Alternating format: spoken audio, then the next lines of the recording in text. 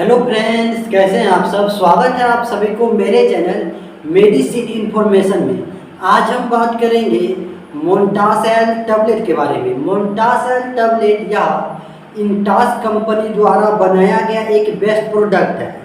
अगर हम इसकी कॉम्पोजिशन की बात करें तो इसमें रहता है मोन्टिकुलर सोडियम लिवोसिट्रिजिन हाइड्रोक्लोराइड। इस टैबलेट का इस्तेमाल सर्दी, खांसी, जुखाम, नाकों से पानी आना, आँखों से पानी आना और जैसे कि आपके बॉडी पर लाल लाल चकत्ते हो गया हो या खुजली होता है तो उस सिचुएशन में आप मोन्टासेल टैबलेट का यूज कर सकते हैं।